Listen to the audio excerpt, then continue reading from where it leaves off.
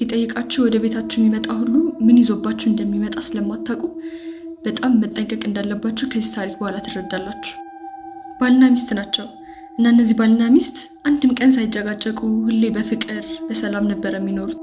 እና አንድ ቀን ሚስትየው ለመተጣጠብ በጧት ተነስታ ወደ ሽንት ቤት ትገባና መስታወት ላይ የሆነ የሸረሪት ድር ታያለች። ኖርማል ነገር ስለመሰላት ከተጣጠበች በኋላ ታጸዳዋለች። ከዛ ግን በቀጣዩ ቀን ለመተጣጠብ ተመልሳ ወደ ሽንት ቤት ስትገባ የአትላንት ያየችው የሸረሪት ድር እዛ ቦታ ላይ ደሴም ሳይዝ ሆኖ አቀማመጡም የነበረበት ቦታ ላይ እዛ ሆኖ ተመልሰው ታገኘዋለች። ያው ትንሽ ዊርድ ሆኖባታል፣ ግን ሌላ ሸረሪት ሊኖር ይችላል ብላ ስላሰበች ሽንት ቤቱን በሙሉ ታጸዳዋለች። ከዛ ግን በሶስተኛውም ቀን ስትመጣ ራሱ የሸረሪት ድር እዛው የነበረበት ቦታ ላይ ተመልሶ አሁንም ታገኘዋለች። በአሁኑ ግን መስታወቱን ስታየው በጣም ዊርድ ነገሮችን ማየት ትጀምራለች። ላይክ ከኋላዋ ሻዶ ነገር ይታያታል፣ እንዲህ በአይኗ ኮርነር በኩል የሆነ ነገር ይታያታል ምናምን ዊርድ ነገሮችን ማየት ትጀምራለች። እነዚህ ነገሮች ኢግኖር ማድረግ ትጀምርና የሆነ ቀን ከባሏ ጋር በጣም መጣላት ይጀምራሉ። በቃ አንድም ቀን በሰላም ውለው አያውቁም።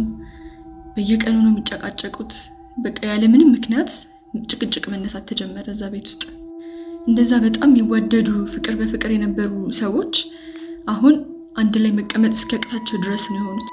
ከዛ ግን መሀል ላይ አያቷ ትነግራት የነበሩት ነገሮች ትዝ ይሏታል።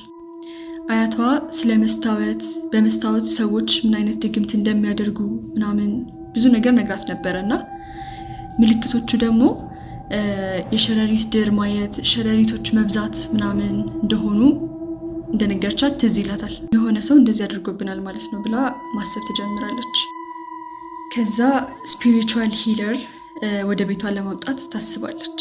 ከመጣች በኋላ ወደ ቤቷ ያ ስፒሪቹዋል ሂለር ቀጥታ ወደ ሽንት ቤቷ ይገባና ይሄ መስታወት መጀመሪያ ክሊንስ ማድረግ አለብን ብሎ ይነግራታል።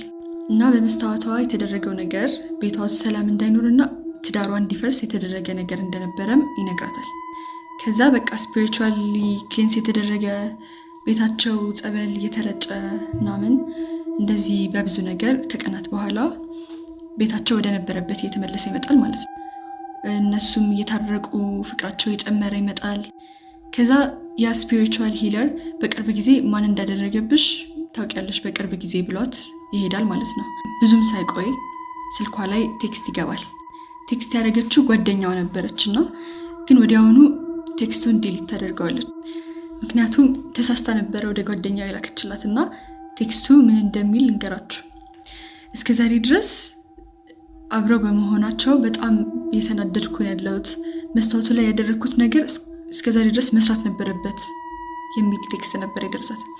ግን ያው ኦሬዲ ካነበበችው በኋላ ስለነበረ ዲሊት ያደረገችው ያው ጠላቷ ማን እንደነበረ ትለያለች ማለት ነው። የገዛ ጓደኛዋ ነበረች እንደዚህ ያደረገችው።